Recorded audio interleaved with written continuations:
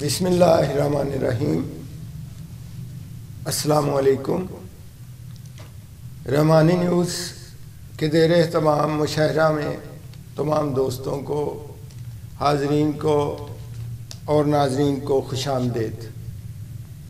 ناظرین، روح ارضی اپنی داخلی زندگی کے مختلف پہلوؤں کو علامات کے پردوں میں چھپا لیتی ہے۔ کائنات ایک عظیم علامت کے سوا اور کچھ نہیں، لیکن وہ ہمارے سامنے ان علامات کی توجیہ و تعبیر کی زحمت گوارا نہیں کرتی۔ یہ فرض شاعر کے ذمہ عائد ہوتا ہے کہ ان کی توجیہ کرے اور انسان پر ان کا مفہوم واضح کرے۔